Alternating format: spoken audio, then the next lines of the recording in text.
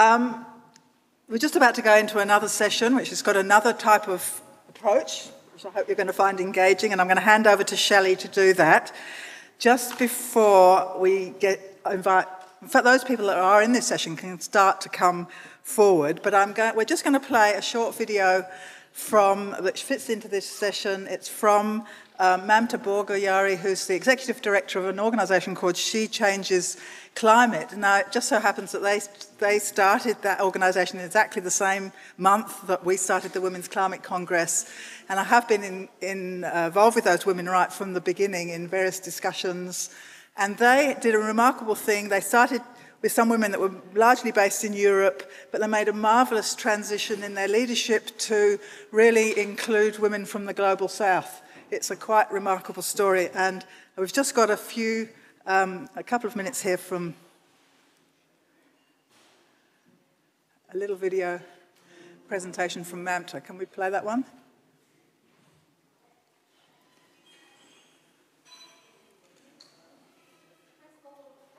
Oh, there it is.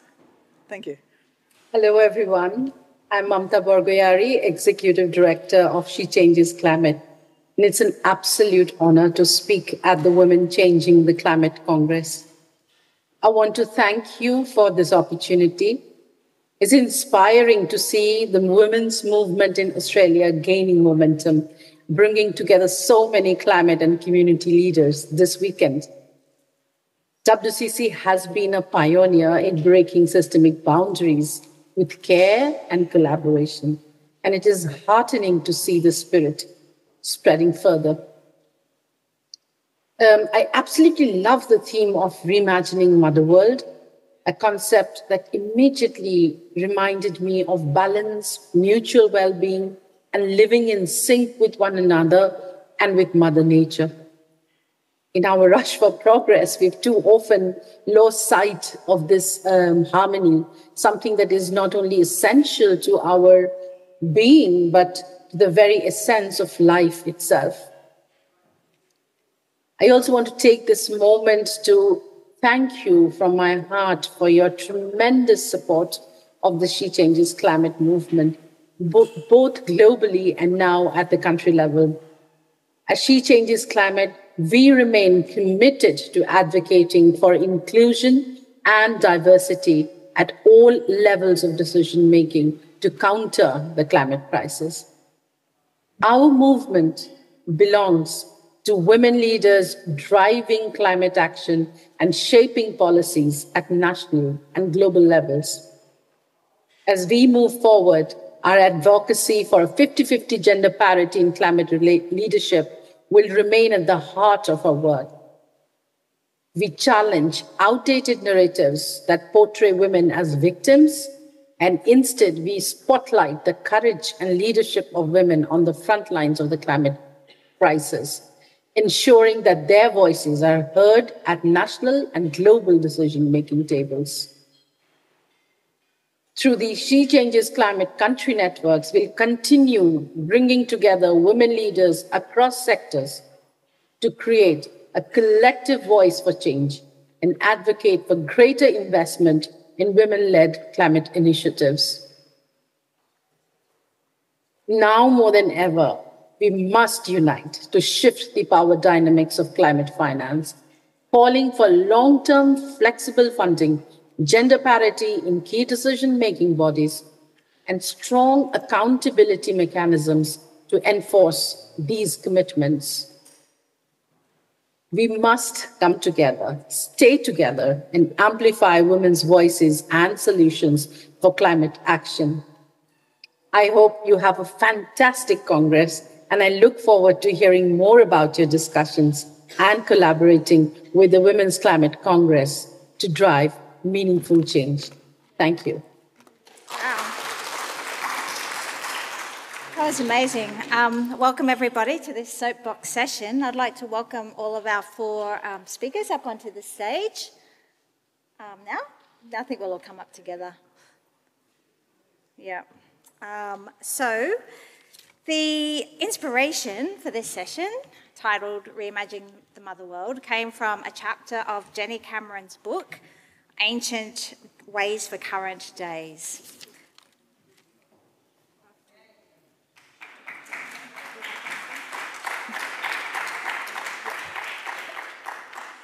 So it came from Jennifer Cameron's book, Ancient Ways for Current Days. And to start off this session, I'm going to read a piece that Jennifer wrote to get everybody's mind in the right place. So, Reimagining the Motherworld is about remembering how it was in ancient times when we did not live under a patriarchy. We lived in cultures where the needs of women and children were central, and a lead woman, a matriarch, was the custodian of the health and wealth of the clan.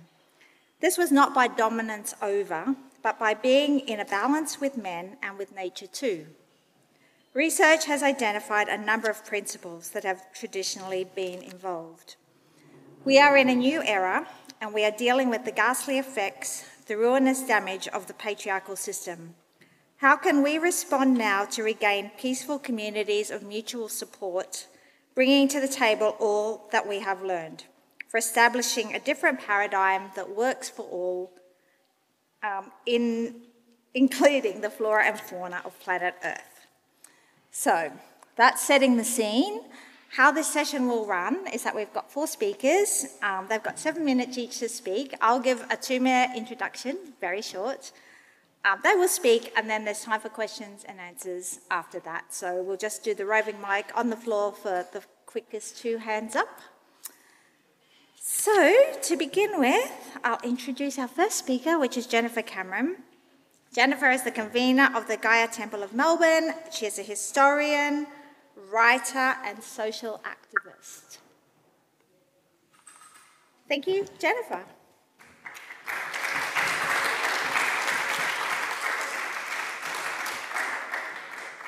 Okay, so I'm Jenny Cameron. I'm from Naarm, Melbourne, on Wurundjeri country.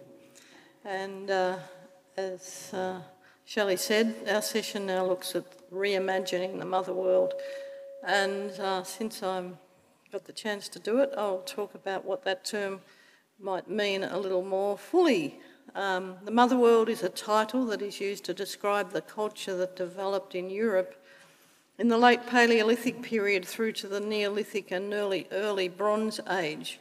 It was a period of peace that crowned thousands of years of the development of human beings in Africa and then Europe. And I should take the opportunity here to mention that while Homo sapiens, our species, moved into Europe some 48,000 years ago, importantly for us, a branch of the species left Africa much earlier than that and arrived in Australia 65,000 years ago, at least. The concept that, Europe is the centre of all culture is challenged by the fact that Homo sapiens were here first before Europe. In my book, Ancient Ways for Current Days, I use matrifocal to describe what others have called matriarchal. This is because matriarchy is too often taken as the mirror image of patriarchy, and patriarchy means rule by the fathers. Matriarchies are quite different from this power-based approach. Matrifocal is another word for it, which focuses on the mother, in particular mothering and the values that arise from the mother-child relationship. This leads to an entirely different set of social values than we experience in our social system today. I should mention that for us, mothering can also refer to other forms of creativity and to things like care for the elderly. In my book, I focus on assembling the credible evidence of the mother-centred culture that emerged in Europe. It was a time of peace. How do we know it was peaceful? There were no walls or fortifications around towns, no accoutrements of war to be found, like shields, clubs or other obvious weapons. Artwork is of goddess and animals. There are communal graves where people came to tend the bones of the dead in reverence for the ancestors.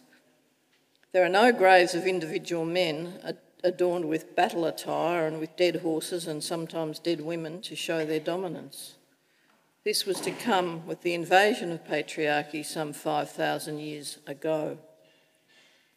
In this ancient mother world, great feats of engineering were undertaken, such as the construction of Stonehenge, of the monolithic temples above ground and the underground hypogeum temples of Malta.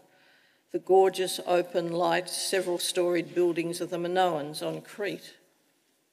In this Motherworld, women were honoured for their life-giving capabilities, seen as sacred for this unique ability. A woman, we could say a matriarch, led the clan and was the custodian of the lands of the group that they relied upon for hunting and crop growing. She was the holder of ritual with other women and sometimes men. I should add that ritual was based around a goddess. Women give life, and as the earth gives life to all flora and fauna, the earth must be female too. The flourishing of the earth was essential to human survival. This belief is attested to by thousands of goddess statues and symbols unearthed in their settlements and sacred caves. Men were equal participants with women in an egalitarian consensus decision-making system. Men were more likely to be outward-focused, traders, travellers, speakers. Women were more likely to be focused on communities, the local economy and the home. Key principles were based on the model of how Mother Nature works, and the focus of care was on women and their children. They were matrifocal and matrilineal. Leadership of the clan passed through the female line. The key attributes are listed on the slide with a picture of one of those goddesses that I talked about. My book goes into all of those in more detail than perhaps I can now, but if you want to ask me, I'm open to explaining a bit more. We know a lot about a lot of this because you may be surprised to know, but there are still matrifocal cultures today. The researcher Heidi Gertner-Abendroth has produced a foundational work on matrifocal cultures in which she has identified and described 27 cultures that are still operational or within living memory, and including the Bribri of Costa Rica, the Mosuo of China, the Minangkabau of Indonesia, the Nagavisi of South Bougainville, Papua New Guinea, the Akan culture of Ghana, to name a few, which indicates how widely and broadly this Motherworld operated. It may have started in Europe, but the concepts were held and spread across the planet. And today, we are so conditioned to believe that the Western tradition is the only way, when it's not. There's all these other people living these other ways. Some Australian First Nations peoples are also matrifocal to this day. Numbers of current societies have begun striving for a new matrifocal way of living, mainly in response to male violence. For example, the Samburu women of Umoja in their women-only villages in Kenya are creating a new matriarchy. Likewise, in the village of Jinwa, Syrian Kurdistan. In a video about the Samburu villages, when asked what his problem was with the women's villages, a Samburu man complains that these women can't be controlled. We live in a different age. Men have forgotten the value of peace, and some have learnt to love violence. We have a very different starting point than the first Motherworld. Can we reimagine? Can we be part of a movement for change that, with this included in the vision? What would it look like in our times? I'll end with the words of Mary MacKillop, lived 1842 to 1909, also known as St Mary of the Cross. She said, "You can't do everything. You can't do nothing, but you can do something." We can have a better world.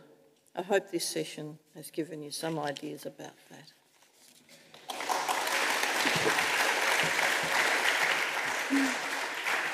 Thank you very much, Jenny. Have we got a couple of questions for Jenny before we get our next soapbox speaker up? 2 hands, 5 minutes. All about the Motherworld over here.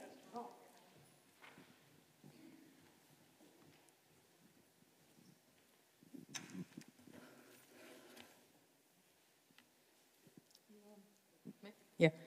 I was just interested to know from you, Jennifer, whether you have included the work of Maria Gimbutas. Absolutely Good. foundational to the whole book. Great, because we I've heard talked about her a lot. from our, well, we wouldn't say founder, but who started a chorus of women. She was also very interested in Maria Gimbutas's work. Yeah. Great, thank you. Thank you. Thank you for your question. Any other before we move on? Okay, our next... Oh, go on, Janet. Can you just say, it's probably a big story, Jenny, but just in a few words, say a little bit more about what created the transition from the matriarchal to the patriarchy? No, it's okay. It seems that there was... the horse was had disappeared from Europe. We didn't have horses in Europe, but up in Russia they did. And they were living on steppes and galloping across plains, and climate changed and things became drier, and they turned their attention to what was causing the heat that was causing it, which is the sun. So they felt they had to appeal to that being who's a male, it's a god. And when you become herders and move across the landscape, women lose their agency because they're not on their land.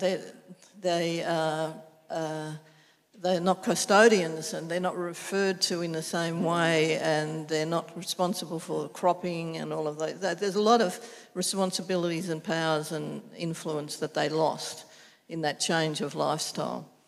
And when it became unbearable to continue living where they were, they started coming. It seemed like small, unruly groups of them started coming down. The Gimbutas calls them the Kurgan culture. And she was absolutely ridiculed. It was ridiculous and everything, because they all came, they came all from the Far East and not from North. And then DNA arrives and they started testing, and lo and behold, they all came from the Russian steppes, just what she'd said, same as she'd said.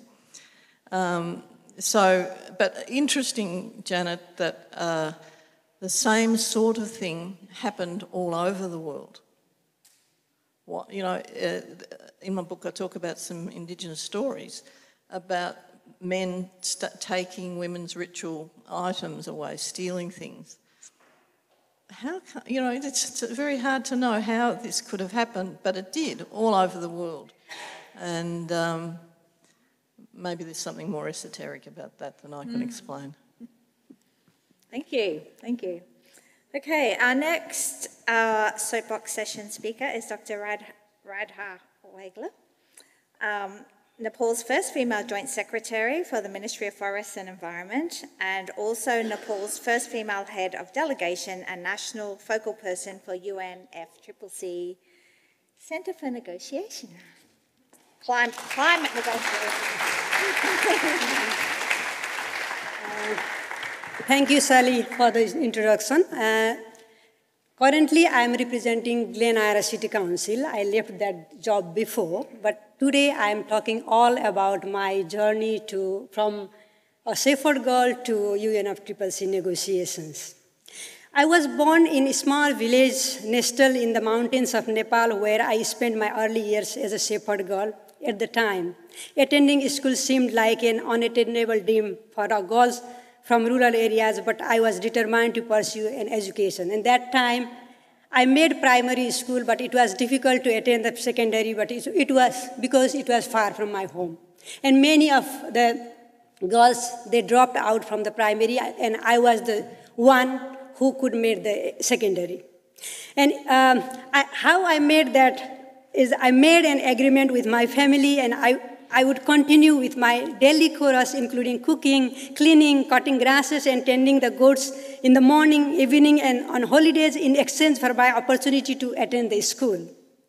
During my studies, I not only gained academic knowledge, but I also learned about the intricate relationship between nature and local communities, nature and women, as well as the various parts of discrimination, such as gender inequality that exist in the society. Despite those challenges, I graduated at top of my high school class and went to study forestry at university, which was sponsored by Nepal-UK Community Forestry Project from the UK government. That's why it was possible. Otherwise, my parents, they were not able to afford me in that forestry education. And after completing my undergraduate degree, I worked as a forest ranger in remote areas at the foot of snow-capped mountains. As one of the few female rangers, I faced surprise and skepticism from some members of the village, while others supported me. And some doubted my ability to perform the role, and I helped organize both men and women into forest user group and encouraging women to take leadership positions. Despite the government policies that mandated at least 1/3 female participation in those groups, local elites and foresters were not adhering those rules. And I advocated for policy compliance and encouraged women to actively participate in those groups and raise their voices. And women who were the primary gatherer of fuel woods, water, and the medicinal herbs had a deeper understanding of the forest and nature than their male counterparts, and given their constant interaction with the environment. Then I was later promoted to conservation officer and assigned to one of the national park, and becoming the first female conservation officer in Nepal, which is popularly known as park warden. And that time, there were no female park warden. And however, working in a national park posed new challenges to me, and as it was an even more male-dominated field, and very few women in the service. And that time, where I was deputed as park warden, I was the only female one out of 147 males. And I faced struggle in my leadership role, but worked tirelessly to promote people-centered park services. Local communities living around the park were often viewed as enemies of wildlife. And even though they were, in fact, victims of animal attack that damaged their homes, crops and livestock, and even caused injuries and fatalities. And I advocated for shift away from criminalizing local people, local communities in the name of conservation, and emphasizing the need to earn their trust through support and cooperation. And I worked to replicate the community forestry model in protected areas, empowering local communities to lead their groups and address their needs such as fuel, water, and fodder. And the experience deepened my belief that including women in environmental conservation efforts is essential. And my journey took an exciting turn while I awarded an European scholarship to pursue a master's degree in biodiversity in Sweden. And the opportunity broadened my understanding of environmental science and expanded my vision towards achieving a gender equal society. Upon returning to Nepal, I worked as a planning officer in the Ministry of Forest, where I also had chance to become as a ministry gender focal point. And I observed that gender discrimination was prevalent not only in rural areas, but also within the workspace, including the ministry. And female staff members were often considered less capable than their male counterparts, and harassment, both verbal and physical, was a daily occurrence perpetuated by managers, colleagues, and even by the clients. And I spoke out against those injustice and advocated for the inclusion of anti-harassment policies. And in the meantime, Australia government offered me a PhD scholarship. I am so grateful to the Australian government for offering me Australia Award Scholarship to pursue my PhD at Monash University. Drawing on my background in both environmental conservation and gender equality, I focused my doctoral research on the inclusion of women in forest bureaucracy using feminist institutionalism as a theoretical framework.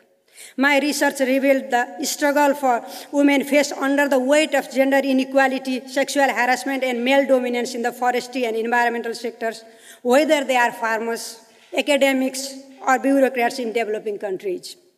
I am deeply thankful to my supervisors, Professor Wendy Wright and Dr. Soma Pillai, for their invaluable guidance and unwavering support throughout my PhD journey. And we co-authored a book as well during my PhD journey. I wanted to show my slides, but I am unfortunate that I could not show some of the photographs, which might be interesting to see. And after completing my PhD, I sought to apply my research finding in practice to influence the policy I knew I had to raise to a higher level position. As a result, I became the first female joint secretary at the Ministry of Forest after open competition, and I later founded the Female Foresters Network, providing platform for women in forestry sector to unite and advocate for gender-just policies and practice. And Suji is the one of the member of that female forester networks that we trained her. She is the first cohort member. And there are some others, hundreds like her. And recognizing that climate change disproportionately impacts women, I made my mission to bring more women into climate leadership. And I advocated for this agenda across government and society. Initially, I was denied the climate change portfolio, with colleagues asserting that women like me were not suited to participate in international climate negotiation. However, when the COVID-19 pandemic restricted the international travel, my male colleagues lost interest in the climate change division, thanks to COVID. Seizing this opportunity, I was appointed to the National Climate Change Focal Point for the Ministry of Forest in Nepal. This is for the UNFCCC. And having previously completed a course on negotiation skills for multilateral environmental agreements, I embraced the role and participated in various UNFCCC and Paris Agreement meetings, including those SPI and SAFSTA. In every meeting, I encouraged Nepalese women delegation, not only from the bureaucracy, but also from the civil society, indigenous peoples, and local communities, to participate actively. In 2022, at the 26th Conference of Parties to UNFCCC, I had the honor of leading the Nepalese delegation in the negotiations. And I was inspired by the support of many professional leaders in Nepal, including the British ambassador, Australian ambassador, EU ambassador, and country representative of UNDP. Fortunately, all of them were female. However, since COVID pandemic was over, and in-person delegation increased, I was forced to leave a climate negotiator position due to the belief within the male-dominated bureaucracy that only men could perform better in that role. Despite this, before leaving, I successfully submitted Nepal's gender-responsive NDC 2nd, which is still known as one of the most gender-responsive NDC in the world, and also submitted the National Adaptation Plan and helped to pass the National Gender and Climate Change Strategy for Nepal. These documents, which I developed in collaboration with a broad range of stakeholders, including women and indigenous peoples, will continue to drive my vision of gender-just climate action. And I am still continuing with UNFCCC local communities and indigenous peoples facilitative working group member from least developed countries. And I just returned in 26th of March from my last meeting of that portfolio. And I'm working in grassroots level here in Australia as a biodiversity and climate adaptation specialist. And wherever I go, I do for gender. And I think it is difficult to do alone, but yeah, we can if we unite together. Thank you so much. That was very amazing, Radha. Thank you very much. Radha's also offered, she has also offered to show her photos if anyone would like to have a little look later. So we're ready for a couple of questions about that amazing history and experience and achievements. Your area of work really interests me because I'm at a point where I feel a great conflict between putting my energies towards stopping coal, oil, all of that, and going, okay, the short term, we've kind of lost that battle and we need to get ready to save us from going into the ravages of social change that climate crisis is going to bring down on our heads. It's clear that it's going to be monstrous. How do we get that started? Grassroots, definitely. We know our local communities best. Is there some template, some model? How can we start that right here, right now, in this amazing little village, really, of Castlemaine, where people are very well positively disposed towards each other, quite well networked. We already have people doing things like local food production. We have lots of latent community energy and active community energy. But how do we pull all that together and make it a movement that people can identify with, coming into the area and going, right, this is why I moved out of the city. I'm trying to downsize and trying to survive what is to come. Can you stay here and help us and be the local council officer, please? That would be great. I will run around and get your coffees and your pastries. And many, many years ago, when I just quickly... Sorry, no, I won't.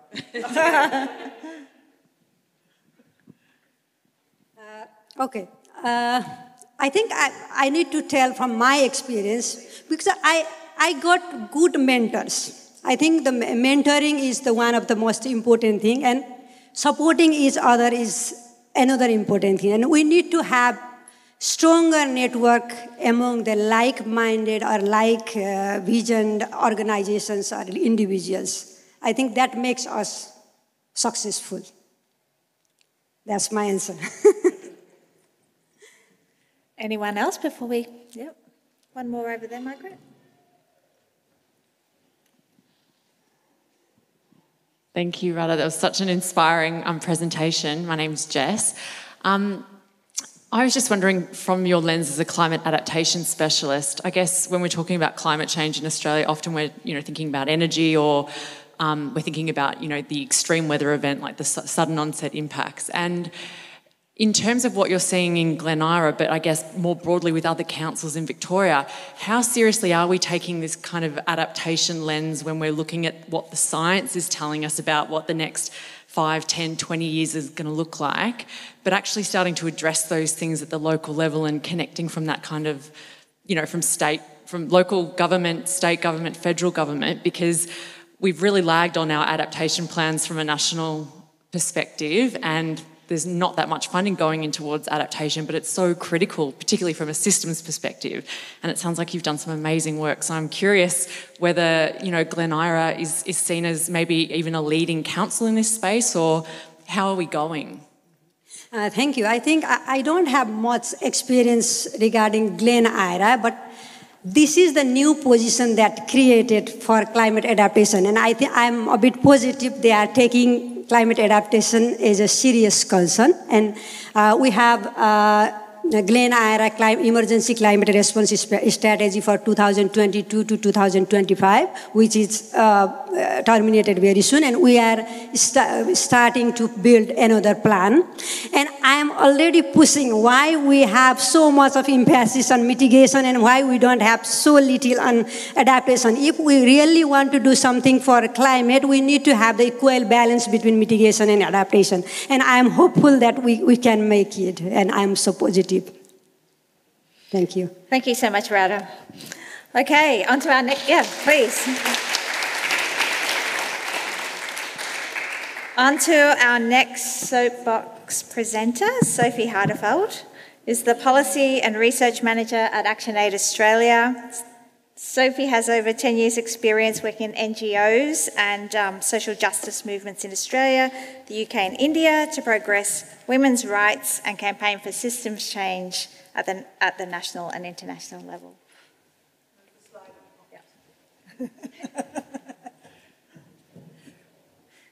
Hi everyone. Two amazing presentations to follow. Let's see if I can do them justice. I work for ActionAid International, which is a global women's rights organisation, and we work with women in more than 40 countries across the world, really targeting the intersection between women's rights and climate change. And we do that for three reasons. Firstly, we recognise that there is a disproportionate impact that climate change has on women because of their existing inequalities and the impacts that then flow on impacts that that then has. Secondly, we recognise that women have a unique ability to respond to climate change and to respond to climate change particularly at the local level in their communities because of the knowledge that they have. And thirdly, because we know that the systems that underpin both gender inequality and climate change are the same systems.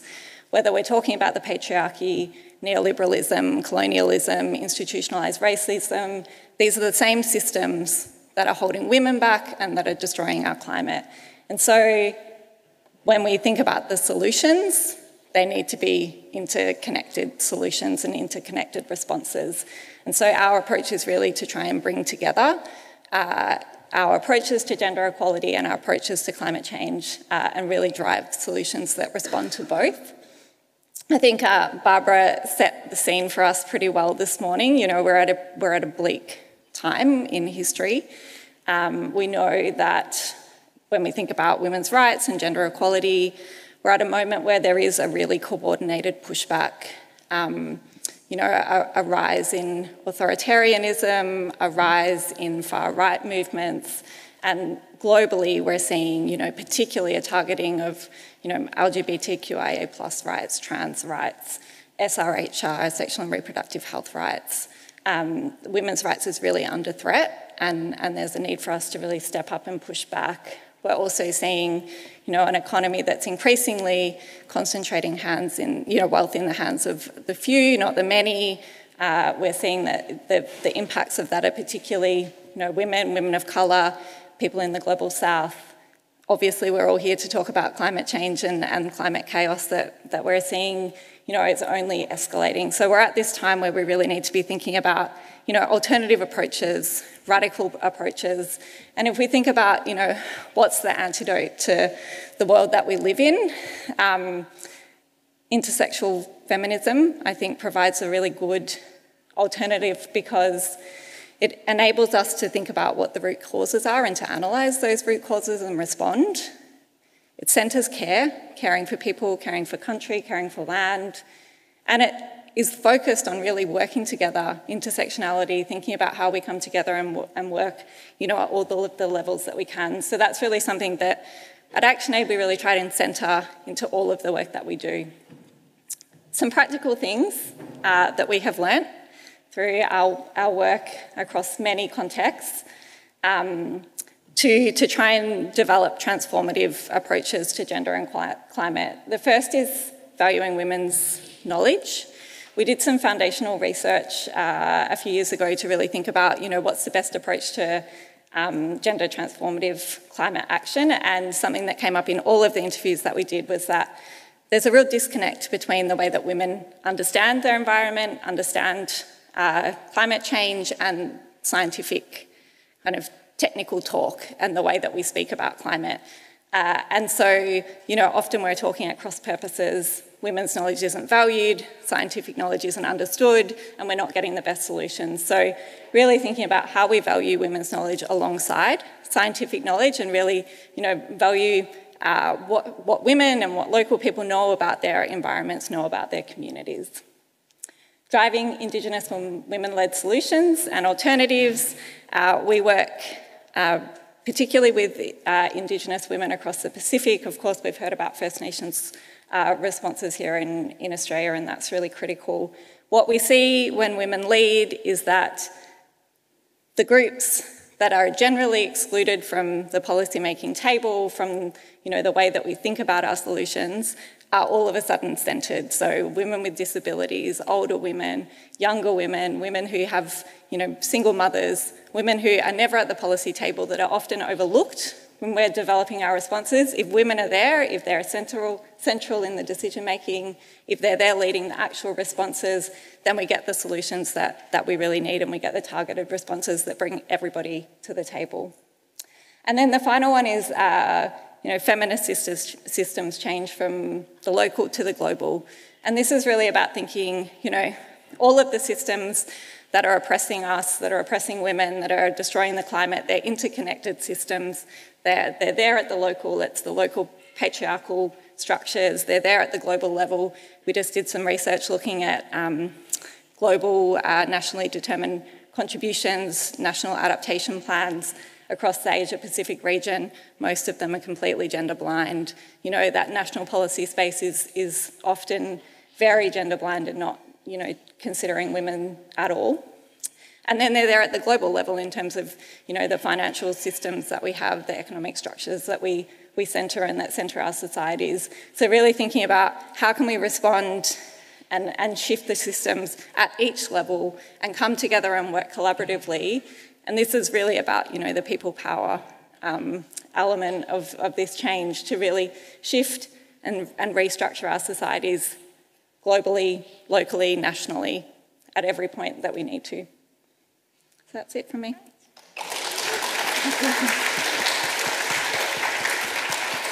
Thank you so much, Sophie, for sharing all of that experience with ActionAid. Do we have questions from the floor? In our soapbox style? Cecilia?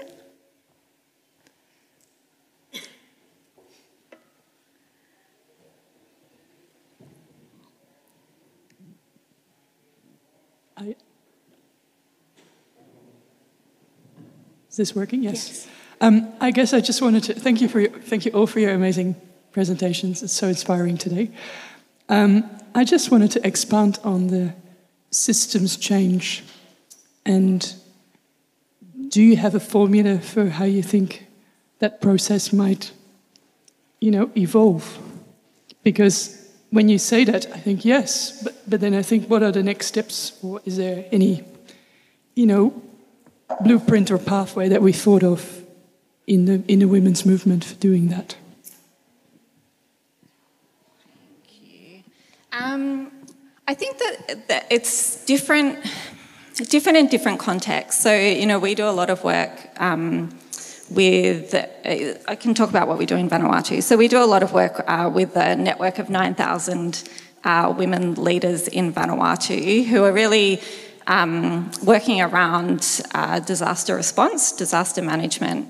And for them, systems change is about being at the table because they've never been at the table before. So really coming into the disaster response, disaster management space, owning that space, being there and being able to drive their solutions, that shifts the whole ecosystem in Vanuatu, and it has been shifting the whole ecosystem in Vanuatu about how we think about disasters and how they respond to disasters. And by doing that work, that has then enabled them to start to engage with local chiefs and local decision makers about bigger issues, so about issues of gender equality, women's engagement in local decision making, and to actually go into spaces that previously they would never had the ability to enter. So, by coming in with a particular focus on disaster management, they're able to then, think about how they shift wider social structures. And we've had, some of those women then start to engage in regional Pacific decision-making about climate. Some of them have attended the climate COP. So, one kind of project has enabled them to start to think about systems change at lots of different levels. And that's kind of just, one community, one country. So I think that there's a localised approach, but then we do need to think about how we're building a collective agenda, I guess, so that we're all working towards the same systems change in our local context, but it's joined up to have, that global impact. We've got another question down the back.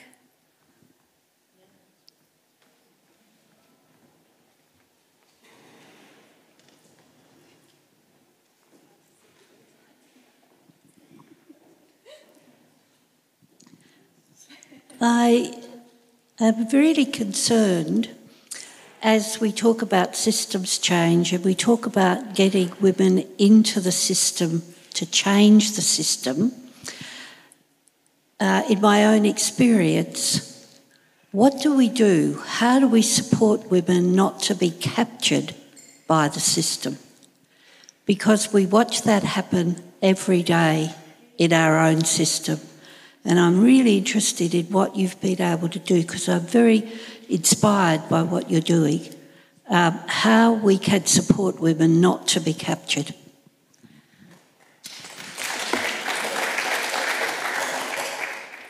It's a very good question. I'm not sure I have the answer. I mean, I think that bringing a feminist analysis is really important, because that is about us constantly thinking, you know, when we're coming into this work and when we're coming into these spaces, thinking, what is the structural change that we actually have to make? So we're not, you know, it's not just a women, you know, bring women in approach. And that's kind of often the start, and it is important to get women in. But if we're just going to have women at the table and they're going to say the same things, well then, you know, we're not getting the outcomes that we want. So I think that bringing that feminist analysis and really thinking about what is the change that we know that we need to make is so critical. Doing that is really hard. Yeah, and that's what we're doing. That's why we're here. So maybe Janet and Victoria have better answers than me for this. Thank you very much. We'll move on to our final speaker. Robin James is the Global Director of Gender Equity for the Nature Conservancy. And she's got a bit to speak about and also a video to share. Thank you.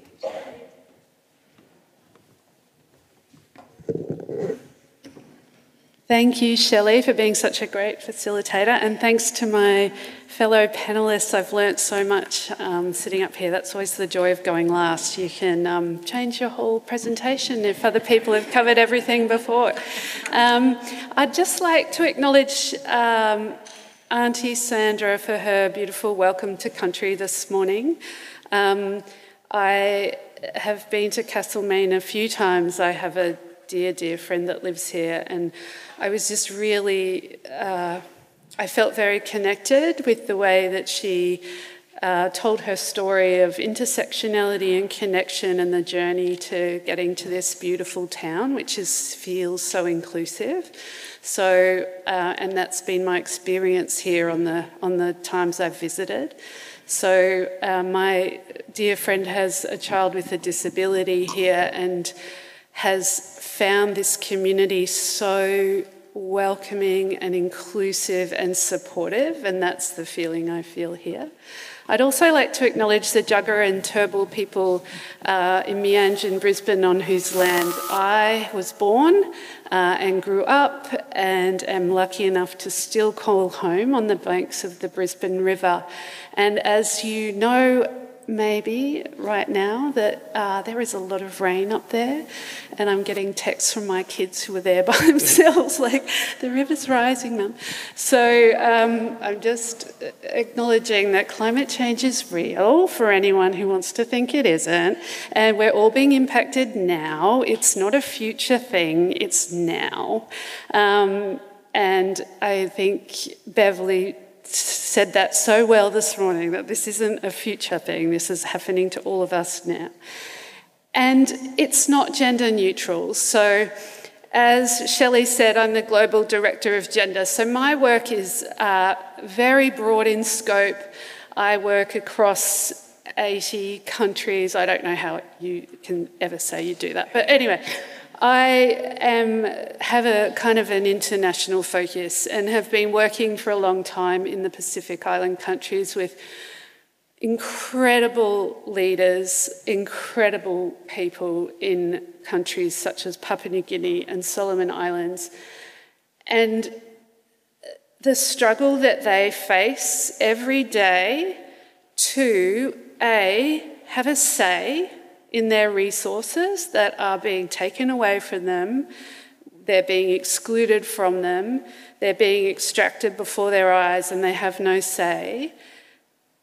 And they still keep showing up, and they still keep coming with all these additional barriers and systems failures that are stopping them from coming. So we are working with women in Papua New Guinea, for example, where there's no health system to speak of where they're living.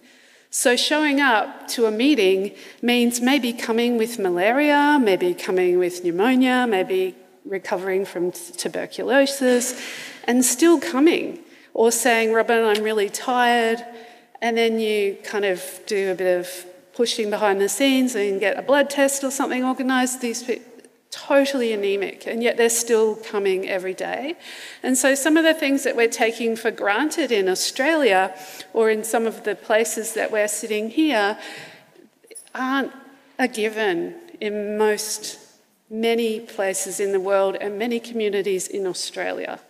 So it's a system issue. And I work in a conservation organisation that's the largest in the world by revenue, etc. And we still keep trying to be reductionist about it. Like, we're a conservation NGO, we focus on climate and conservation. And it's like, there's no such thing. Like, it's about people. It's all about people. And as Beverly said, it's all political. What we decide to focus on is dependent on who gets to decide, who's at the table, who decides what questions we're going to ask, who decides what the answers are going to be, and who decides what we put money into. And what I thought about coming here, what really struck me last night, lucky enough to go to the dinner that Janet and her wonderful team organised, is that it's so voluntary. Like, there's so few of us here that are being paid to do this. So I'm one of those people that has a role that's paid so that I can have my kids and have an income and all of that stuff. But so many of you don't have that. And that's the women I work with across the Pacific as well. They're not getting paid. And it's very easy to say we should all care about this, but when we're all living in capitalism, you actually do need some money to live. Like, you do need to buy food, you do need to send your kids to school. Like, not many countries in the world have free education. So it's really important that we keep reminding ourselves that this is all connected. If people don't have good healthcare, they don't have the right to vote, they don't have a free media, they don't have education that's free, they can't get a basic income, then they're going to be more impacted by climate. And I see this, in Australia, we have a really strong role to play in this region. So Papua New Guinea and the Torres Strait is just up north. It's, I live in Queensland. It is closer to us than Perth. So they're our neighbours, they're our family, and yet we're not treating them like that. And they're suffering really strong impacts from Australian companies, for example. So the carbon is seen as a way of increasing climate finance, a way of monetising this issue. So we hear about setting up carbon projects, setting up carbon finance in communities. And yet the communities that I work in, the women, they are not being talked to, they're not being negotiated with by Australian companies. They will go to use their mangroves, and women rely on mangroves because, as we know, women do most of the care work in every country across the world. They do the care work whether they choose to or not. And so they need to stay close to shore. They've got kids, they've got older relatives to look after. So mangroves become their space because they don't need boats, they can work in the mangroves, collect fish, firewood, etc. And yet these mangroves store more carbon than land forest systems, up to 8 times more carbon. And so these international carbon markets are like, hey, these countries have got a ton of mangroves, like we can offset our emissions in Papua New Guinea, in Solomon Islands, in Indonesia. And these women aren't even at the table when these negotiations are made on their resources. And so we've been working really hard with some of the women in our communities to really start having a seat at the table. Like, how do you influence the government in your own country? How do you say no to a carbon project which is inequitable or run by a company where you actually know you're never going to get a benefit from this project? And so really working with women to galvanise, to have a seat at the table at the national government, and to really start engaging. And those women, the photo's not up there, but there's a beautiful photo of one of our staff. She's the first woman mangrove scientist in Papua New Guinea, and she's brought together women from across the country. And they've been negotiating with the government to the point where they know more about the mangroves and carbon than the government and then a lot of these technical people. And so they've been brought in to advise the Papua New Guinean government on the first national carbon policy. And so they're saying, okay, well, we need to put gender in here. Mozella gets a hotline call from the Minister of Environment. Mozella, how do we do this? Can you come and give us a meeting?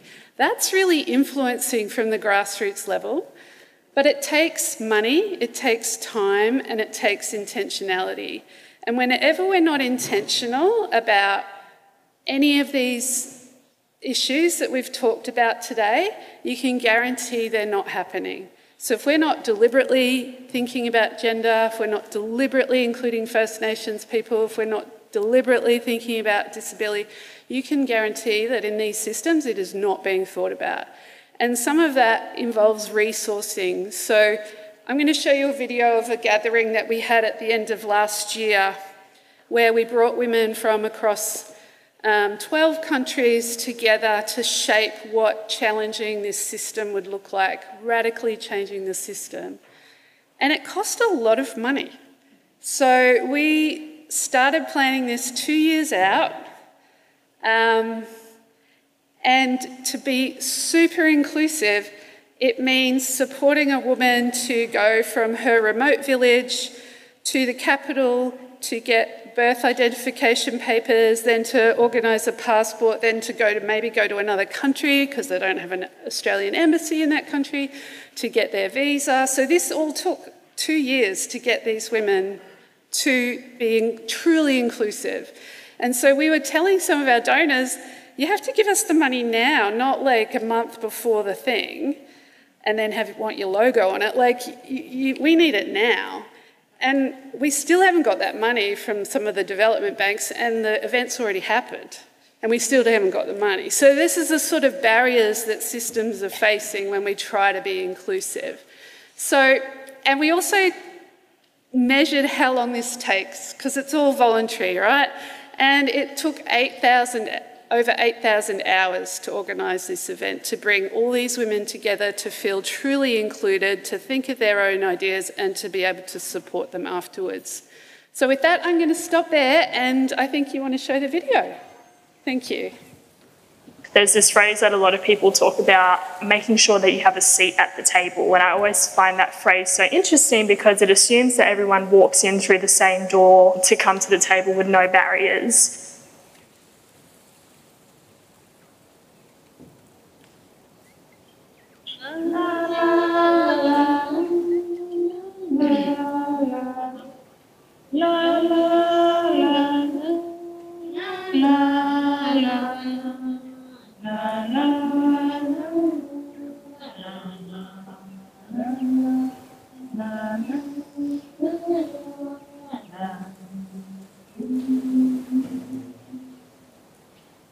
Nature's Leading Women is designed to bring women together. We know the power of women when they come together. 60 plus women from 12 different countries, passionate and so determined, and there's so much heart. And we want to take down some of these systems that are not serving us. We see the climate COPs, we see the funding, and we see that it's not going to us. And we need to change that. And these women know how to change it. There's lots of reasons that women should be centred as part of the solution for climate action. If women are already looking after community, and if they're already looking after country, and if they're already the resource managers, why don't we have more women in leadership positions to be able to offer a different solution to some of the crises that we're seeing at the moment?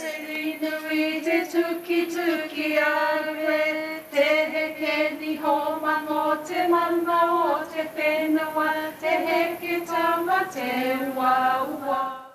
feel that my stories have value. We are voicing out the women's voice. Women are biking community are hidden in the kitchen. I think today the stories are connecting out in the other countries where some of the women are representing. So I believe that our stories are traveling now, like the turtle traveling from ocean to ocean. When you're with a group of women who are all wanting the same thing, you suddenly feel like you can do it and it's not impossible. Personally, as a Mandingoldpoi woman from the Yidinji tribe up in Cairns, I feel blessed to be a part of this, and just the energy that's coming from each lady, and just the sharing of the different cultures, but at the same time it's all interconnected and woven all. It's just amazing, beautiful experience.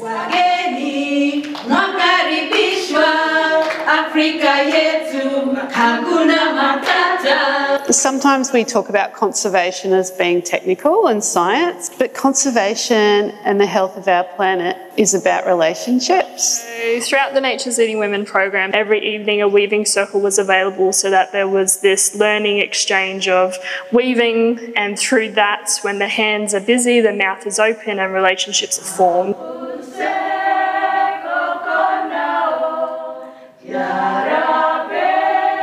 If you work in a way that is relationship-led, you then have all of this context to know how these communities operate so that the solutions that you're working on are community-informed. We know what needs to be done. We've had the discussions. We just need to start doing something. And we underestimate how much work it takes to pull something like this off, so it's such a trusted, safe space for everyone to share. Often cultural safety is not something that you talk about, it's not something that you do a risk assessment for, it's a space that you need to create. And I know I'm not alone on this leadership journey, that I have every one of you sitting here. We've made good connections, we know who we are, and we're going to stand strong. When you do it intentionally and you create something like this with care and safety and trust, everyone gets a chance to speak and we all learn from each other. When women are empowered to lead and when their voices are heard, their impact, their solution and the work that they do can have ripple effects across communities, across country. We need more opportunities and more programs like Nature's Leading Women to be funded and supported. And one of the things that I know as a Papua New Guinean woman myself is that when women come together, magic happens. There's a power there that you have to be in the space to feel it, to see it. Nature's Leading Women is about women from grassroots to government telling us what they need, supporting each other, and we're going to work solutions out for the planet.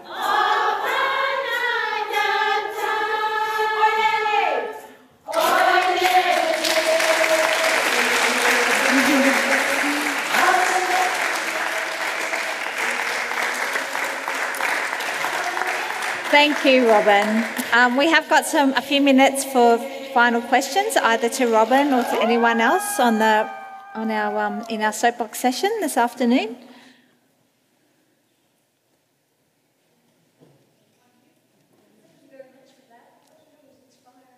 I'd love to catch up with you because I'm working on a 2-year climate flagship project with the Asia Pacific Women of Faith, and particularly Elga Sarapang from Indonesia is really interested in mangroves, and it would be just great to loop up that circle and piggyback on some of the amazing work you're doing. So thank you. Great. And we've got a question over here with Willie Liss.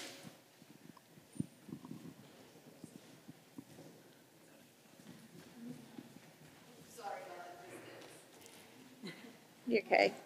Oh, good. Closer than we yeah. Just to connect a couple dots here. We're in a good space watching the video, right? Like we can see what happens when we come together. Please forgive me, but I didn't catch your name when you were talking before. Yes, you. Tricia, you had a really good point because it connects back to what you all were saying too, especially the Nature Conservancy manager. Your name again? Robin.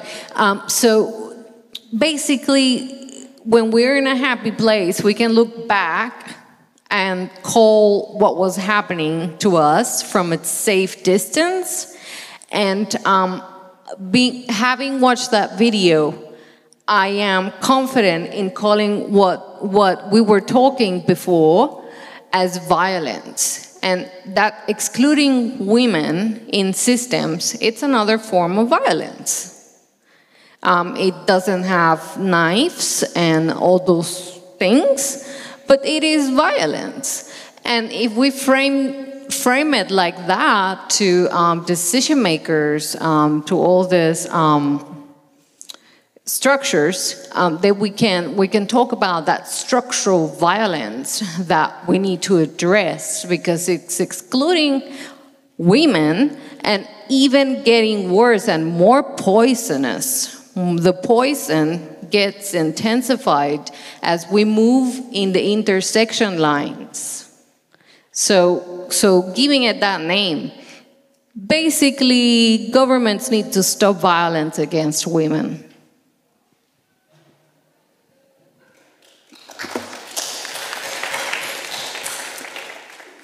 Yeah, I mean, it is violence, and the other thing that comes with the violence comes with risk. So there's risk when you speak out, there's risk when you demand for systems change, and depending on where you are and who you are, that risk is different for everyone.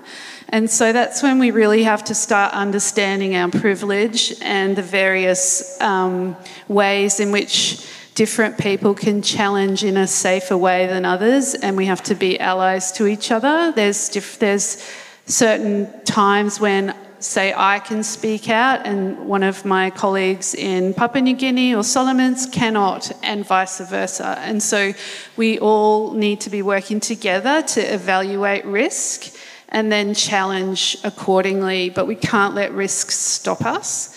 So doing a risk assessment of like, this is violent and it feels violent. The more you understand about what a safe space is, like being in this Nature's Leading Women, being here, you feel safe. But you don't always feel safe. I bet your Rada has got some stories about being at the UNFCCC negotiations. You don't always feel safe or like you belong. And so we have to keep building these movements that Janet and Vic and all these people in this room are building, so that we are safety in numbers as well. We've got a question over here. Thank you.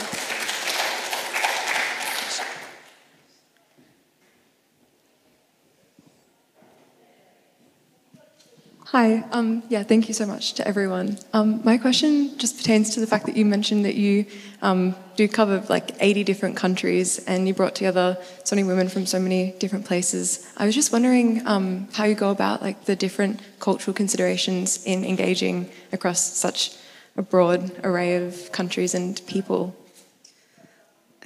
Thank you. And can I just get my colleague Pip to stand up, and Celeste and Trish? We've got a few of my colleagues here in the room today that are all working very hard in this space as well.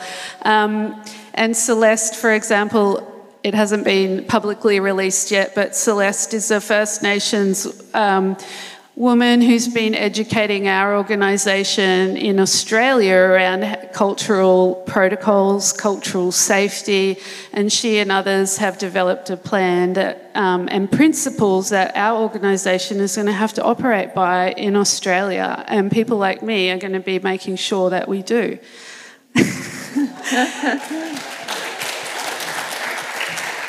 And then Pip and Moali, who was on the video there, who sadly couldn't be with us. She's running the Science Festival the World Science Festival in Queensland, just a tiny little thing she's doing up there.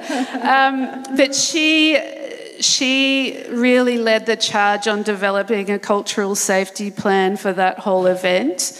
And she we contracted her. It ended up being a full-time role. She just became part of our team, but she really thoughtfully engaged, as did the rest of the team, one-on-one with everyone that was coming on what safety would look like for them and how we can bring different cultures together in this very, very diverse situation where we had completely different cultural contexts and how we could be safe. And I think what it boiled down to was trust. So we made sure we were trustworthy. So we were worthy of trust. So Pip, for example, anything she said she's going to do, she always does it. And so she never lets anybody down. So if we make a commitment to get someone a passport and there's every different barrier thrown in that person's way, she somehow navigates these systems and governments and finds someone who can approve it in some place and gets the person there. Then we get the team there and realise that, a number of people can't see. They don't have glasses, and then they're trying to read them. And so Pip goes and gets everyone glasses from the chemist, and then some people didn't have covered shoes to do the field. So that builds trust because you are making sure everyone's included and making sure there's a safe space. And we took a lot of intentionality in picking the venue as well. We wanted a venue where everyone could have the same accommodation. There was no hierarchy. Sometimes you go to these things and the important people get the 4-star, 5-star hotels, and then the people from overseas are in the bunk room or something like that. And we're like, no, this is not going to be that thing. So everyone, and it took money, quite a lot of money to find a venue that was big enough for everyone to have exactly the same thing. But that's what you do if you're being safe and equal and culturally sensitive and inclusive. And we had interpreters as well. So we had university students and Suji, I'm looking at you for the next one. We had interpreters that came and sat with our women that didn't have any English whatsoever, and so they interpreted that. And then they ended up becoming part of the group as well. So, yeah, there's a lot you can do. Awesome, thank you so much. Okay, well, one more. Go on then.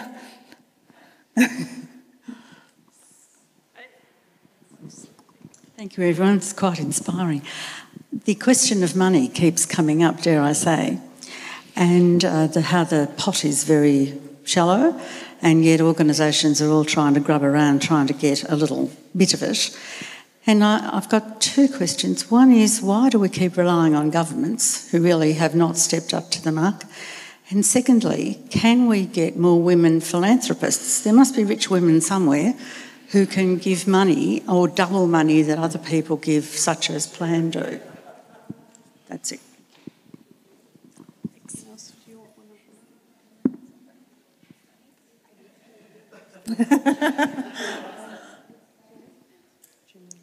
Sorry, I didn't really get your question. The question is, why do we keep going to governments for money and they keep failing us and the climate? And secondly, can we get more women philanthropists involved in funding this sort of work? Because there must be rich people who are women somewhere in Australia. I think I am in transition between Australia and Nepal now. And I'm not sure about the rich people and their mentality. And I just know what women want. They want respect and equality, but I think that is beyond their understanding. Okay, Robin? Yeah, I mean, I I have a real problem with the demands made on recipients of grant money. So I feel very angry about it. I don't know who I was with Pisana. I was talking to Pisana at lunchtime and I was just getting so worked up about the fact that like we're getting excited by getting $20,000 or something like this from a company, and it's like that wouldn't even be a rounding area for them. And then there's all these ridiculous reporting requirements. And so really pushing back on some of that where we can, and that's where like someone like me who's in a larger organisation, that's where I see my role is like, because if I don't get that $20,000 grant, it's not going to mean I'm out of a job. So I can just start pushing these organisations like, you cannot do that. Like, and then they're like, well, we're a bank or whatever. We need to trust, we have to trust that you're going to spend the money. And it's like, well, how do we trust you that you're not wasting these billions of dollars profit? Like, we need to be flipping this trust switch around a little bit here. So trying to push this, but it's really, really hard. And the government, I guess I'm more in the ODA space, so not so much internally in Australia, but there's still so many demands on public money. And I get it, it's tax. People pay their taxes, they want to see where their tax goes. And there has to be some other form of trust basis here for people that are doing this work voluntarily, basically. And in terms of the women philanthropy, there is a rising tide of women philanthropy. The organisation I work with is US-centred, so US-based. So we see, when the Conservatives get in, grant making for private philanthropy goes up. So we're hoping there's going to be a massive surge. Haven't seen it yet, but we will. And so I think educating our donor philanthropy circles that you have to be giving to these, this is what is going to change the world. And women who have got wealth, like no one should be a billionaire. There shouldn't be any system in the world that allows that sort of wealth to be accumulated. And so just reminding people of that, like the women I work with who have nothing, they are just as much a leader as you. And you've got all this power just because you've got all these zeros in your bank account. And that is so unfair. And just reminding people to have a bit of trust to give people money to lead solutions. But anyway. Thank you so much, Robin. Yeah, we really are out of time. We've got 2 questions over this side. We're going into afternoon tea, though, so there's a choice here. Do you want one last one? Oh, yeah, and we've got a set up as well, so... Okay, go on. Okay. I would just like to offer in this space, because the conversation has come up, because I also work with Indigenous women in the Pacific as well, and we have the capacity, if, for example, we were able to set up a giving circle with women throughout Australia where we could actually, because it came up earlier as well with Ash, the young woman who's purpose-driven, and those of us who are very purpose-driven, who are, regardless of financial circumstances, continuing to drive for the change and transformation that's needed. So there is a way to, collectively, everybody could give $5 a week, maybe, or $5 a month. And if we had such a campaign throughout Australia to connect women to say, well, here's a way to be able, we can all contribute. Maybe it's just a stopgap measure, because then we would be able to build the capacity to have more people doing the advocating. It's a way of empowering more people on the ground in our grassroots to be able to action the projects that they're doing. And I'm just wondering whether that might be something. Okay, thank you.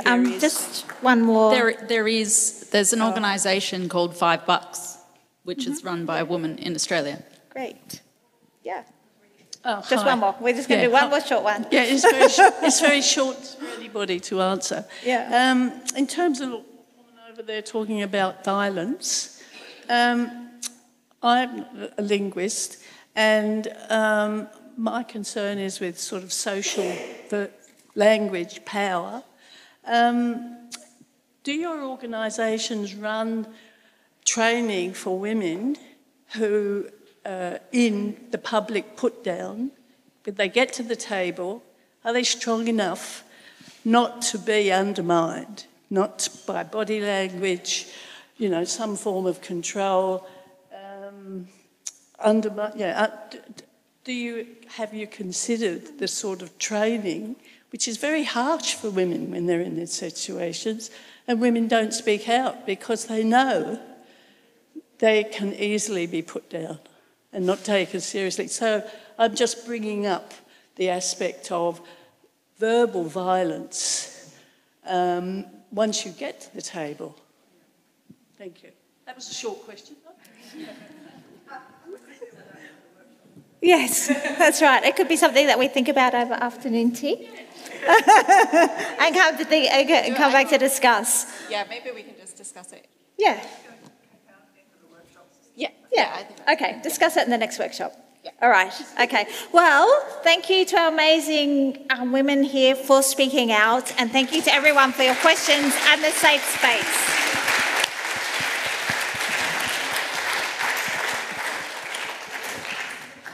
Regarding afternoon tea, it's she's called it bliss balls, and there are lots of nuts in it. So she suggested that we take our food and eat outside, because there are some people with nut allergies where even the fumes can be quite...